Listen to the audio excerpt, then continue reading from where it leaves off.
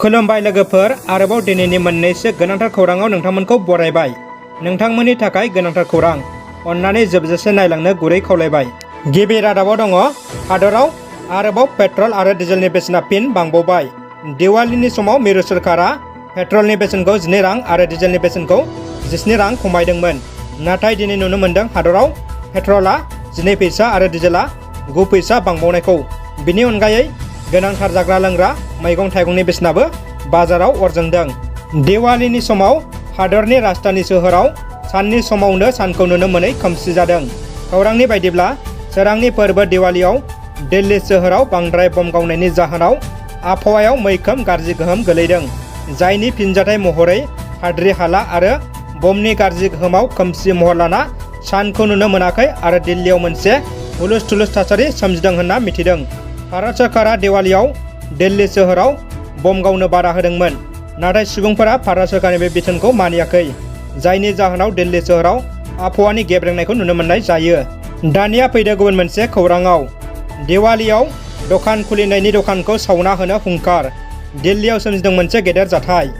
जाथायनि अजद बायदिब्ला दिवालीनि समाव सिनाय मोनै दुथांफोरा दखान खुलिनायनि थाखाय मुस्लिम फालांगिरिफोरनि दखानखौ सावनायनि हुमखि होदों। दिवालीनि समाव गासै फालांगि दखानखौ बन्द खालामनो सिनाय मोनै दुथांफोरा बिथोन होदोंमोन। बे खौराङा समाजारि आरो खौरां बिजोङाव गोसारो। जाथायखौ लानानै हादरनाङै गोबां चर्चा जादों। जाथायखौ हिन्दु मुस्लिमनि गाब फोननो माखासे दुथां सुबुंफ्रा नाजानायखौ नुनो मोन्दों। बिथांमोना दिवाली फोरबोआव दखान खुलिनो मोना होनना गोख्रों बादा होदोंमोन। गोदानै देरहासार जानाय MLA जलेन दैमारिखौ बरायदों।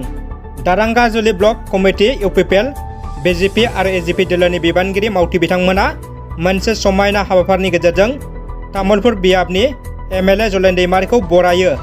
बरायनाय फोरबोखौ देरहासार जानाय MLA जलेन दैमारि बिथाङा गोसो गोथारै आजावनाय जायो होनना बिथाङा ससियेल मिडियानि गेजेरजों फोरमायो। दानिया फैदो जोबथा खौराङाव। भारतनि दोहोनिसिन सुबुं रिलायन्स कम्पानिनि बिगोमा मुकेश आम्बानीआ भारत एंगारसिगोन। खौरां बिजोङाव गोसारदों, भारतनि दोहोनिसिन सुबुं आरो बुहुमनि सा 10 दोहोनिसिन सुबुंनि फारियाव जायगा आवग्रिनो हानाय मुलुगदांखा फालांगिरि मुकेश आम्बानी आरो बिथांनि नखरा भारत नागारनानै इंलेन्डनि राजधानी लन्दनाव थाहैनो थाग थियारि खालामबाय होनना। मुकेश आम्बानीआ आथिखालाव भारतनि देरसिन सोहोर मुम्बाइनि एन्टिला न'आव थायो। खौरांनि बायदिब्ला आम्बानी नखरनि फोलेरा लन्दनाव बेसेबा गेदेर राजमहल सोरगोफुरि बायदि जेरैबो सोमखोर मिथिंगा आबहावाजों बुंफबनाय थावनिखौ बायबाय। बेवहायनो 2022 मायथाइयाव थाहैसिगोननि खौराङा बे समाव गोसारदों। मा जाहोननि थाखाय एथबां कौटि रांजों लुनाय बुहुमनि दामिसिन गावारि न' एन्टिलाखौ नागारना लन्दनाव गोदान नखर खालामनो नागिरखो? बिनि माखासे बिथं खौरां बायदिब्ला मुम्बाइआव मोजां आबहावा, बार आरो गोग्गो सोरां मोनैनि थाखायनो लन्दनाव थाहैनो नागिरदों होनना मिथिनो मोन्दों। अदेबानि लन्दनाव थाहैबाबो बिथांनि नखरा मुम्बाइआवबो थागोन होनना मिथिनो मोननाय जायो। रादाबा एसेनोसै लोगोफोर। अन्नानै भिडिअखौ लाइक कमेन्ट खालाम आरो हायोब्ला लोगोफोरनो शेयार खालाम आरो चेनेलाव गोदान फैदोंब्ला साबस्क्राइब खालामनो गुरै खावलायबाय। गोजोन्थों।